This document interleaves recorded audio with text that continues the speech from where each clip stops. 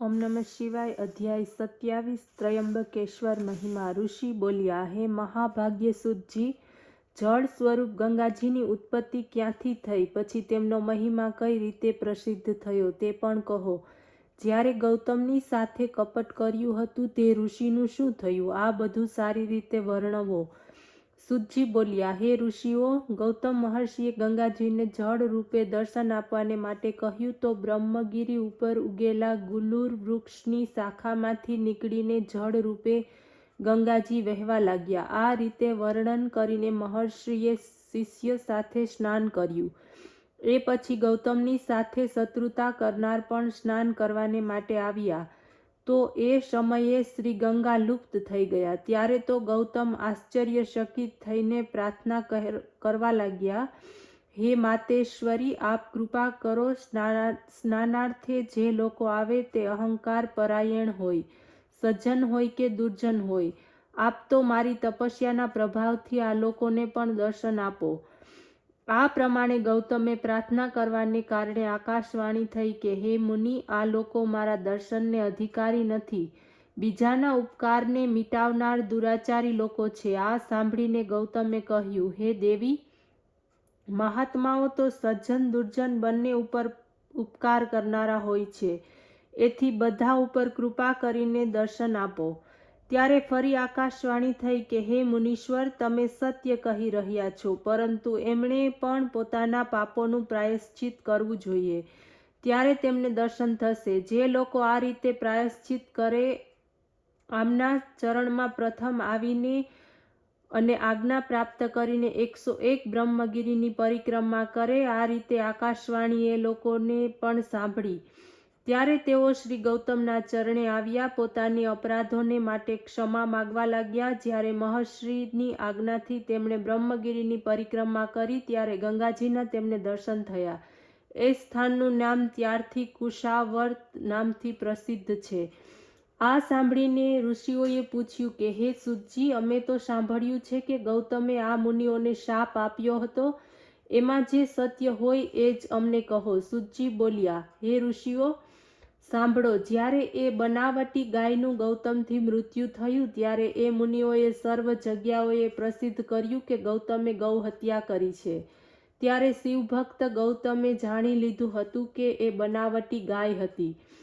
એમને ક્રોધ ઉત્પન્ન થયો અને શાપ દેવા લાગ્યા, તમે લોકોએ મારી સાથે કપટ કર્યું, એટલા માટે હું તમને શાપ આપું છું કે તમે વેદ વિદ્યાથી રહિત થાઓ, શિવભક્તિહીન અધર્મ પરાયણ થાઓ અને તમે લોકો શિવાર્ચન ન કરતા શિવ પર્વોમાંથી વિમુખ રહેશો.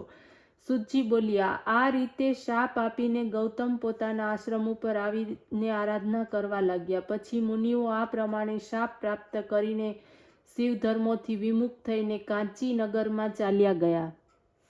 અધ્યાય 28. વૈદ્યનાથેશ્વર મહિમા. સુતજી બોલ્યા, હે બ્રાહ્મણો, પ્રાચીન સમયમાં માન પ્રાપ્ત કરવાની ઈચ્છાથી લંકાપતિ રાવણ કૈલાશ પર પહોંચ્યો.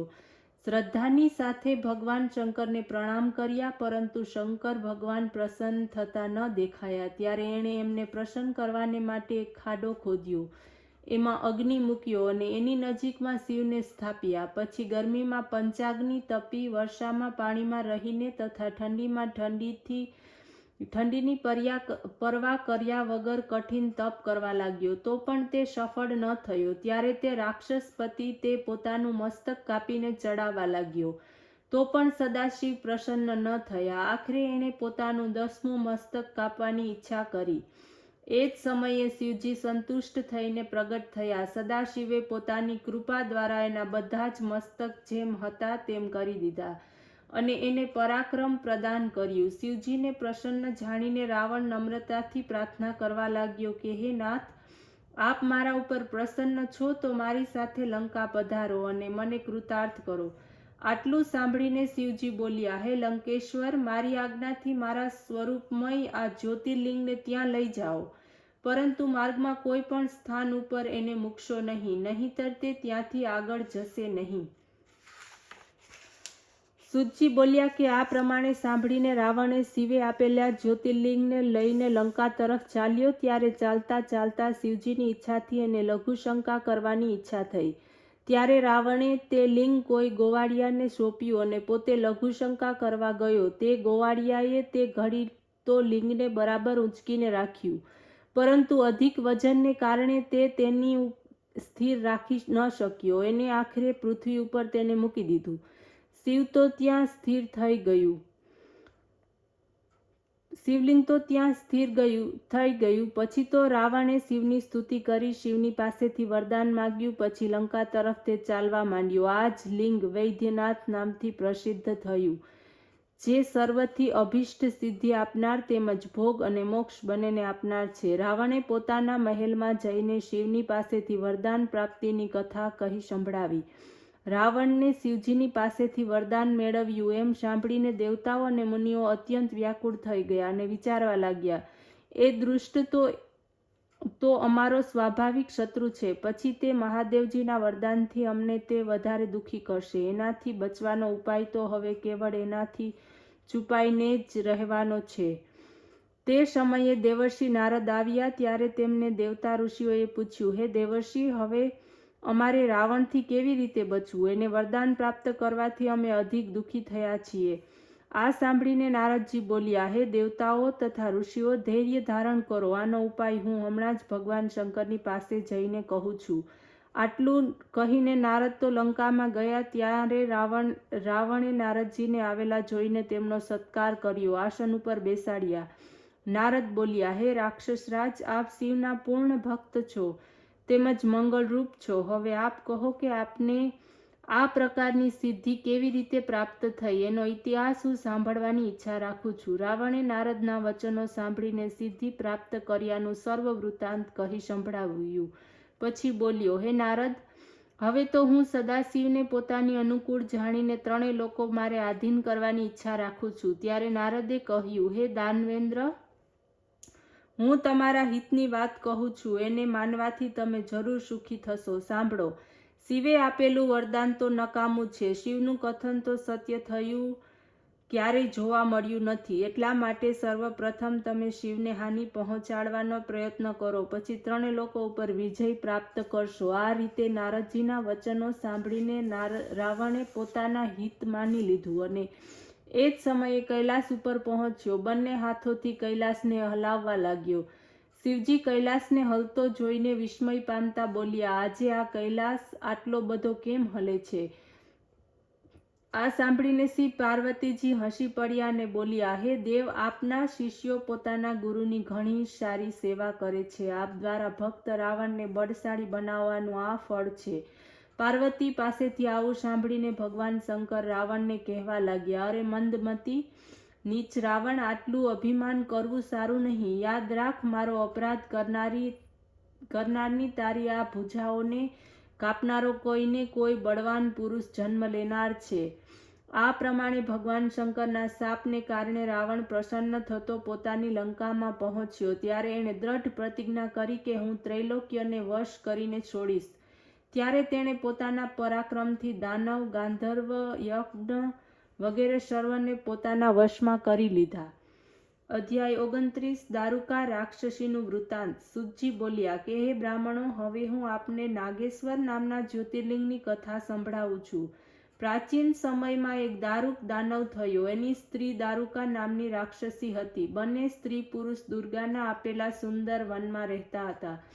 તે વન પશ્ચિમ સમુદ્રના નજીક હતું. 66 કોશ લાંબુ તેમજ પહોળું હતું. ત્યાંના નિવાસીઓ એ બંને રાક્ષસીના ઉપદ્રવોથી અત્યંત દુઃખી હતા. ઔરવ નામના એક ઋષિના આશ્રમ ઉપર પહોંચીને નમ્રતાની સાથે એ ઋષિએ પોતાનું દુઃખ સંભળાવ્યું અને બોલ્યા, હે માનવરાજ, અમને લોકોને આ દાનવી તથા દાનવે અત્યંત પીડિત કર્યા છે. અમે આપના શરણે છીએ, અમારી રક્ષા કરો. ત્યારે ઔરવ ઋષિ બોલ્યા, ડરો નહીં. જ્યારે પણ તે રાક્ષસ જીવોની હિંસા તેમજ યજ્ઞનો વિનાશ કરવા લાગશે ત્યારે તેનું મોત થશે. હે બ્રાહ્મણો, આ રીતે તેમને ધૈર્ય આપીને ઔરવ ઋષિએ જગતના કલ્યાણને માટે તપસ્યા કરવાનો આરંભ કર્યો. એ પછી દેવતાઓને ખબર પડી કે ઔરવ ઋષિએ આ રીતે રાક્ષસોને શાપ આપ્યો છે. ત્યારે તો તે યુદ્ધ કરવાને માટે આવી ગયા. યુદ્ધને માટે દેવતાઓને આવેલા જાણીને રાક્ષસ પોતાના કર્તવ્યને માટે વિચાર કરવા લાગ્યો. ત્યારે રાક્ષસોને દુઃખી જોઈને દારૂકાને પોતાનું વરદાન યાદ આવ્યું. તે રાક્ષસોને કહેવા લાગી કે હે રાક્ષસો, તમે ભય મુક્ત થાઓ. હું આ નગરને ઉઠાવીને તમારી સાથે જળની અંદર મૂકી દઉં છું. રાક્ષસો આ સાંભળીને નિર્ભય થયા. પછી રાક્ષસીએ નગરને ઉઠાવ્યું અને સમુદ્રના મધ્યમાં જઈને મૂકી દીધું. ત્યાં જઈને રાક્ષસો સુખપૂર્વક રહેવા લાગ્યા. એક દિવસ દારૂકા ભૂમિ ઉપર આવીને જોયું કે એક હોડી અસંખ્ય માણસોથી ભરેલી સમુદ્રમાં તરતી આવી રહી છે. ત્યારે તેણે સર્વ રાક્ષસોને સૂચના આપી કે તમે ત્યાં પહોંચી ગયા. તેઓ ઉપર ચડીને તેઓ સર્વ મનુષ્યોને ઉઠાવી પોતાના નગરમાં લઈ ગયા. તેમને કેદ કરવામાં આવ્યા. આ માણસોમાં સુપ્રિયા નામનો વાણિયો હતો. તે એક શિવભક્ત હતો. એણે જેલખાનામાં રહીને શિવની પૂજા કરી. બીજા મનુષ્યોને પણ શિવ પૂજામાં લગાડી દીધા. શિવજી દુઃખમાંથી છોડાવનાર છે. આ ઉપદેશથી બધા જ શિવનું પૂજન કરવા લાગ્યા. હે બ્રાહ્મણો, આ રીતે શિવ પૂજન કરતા કરતા એમના નિર્વિઘ્નતા પૂર્વક 6 મહિના પસાર થઈ ગયા. ઓમ નમઃ શિવાય.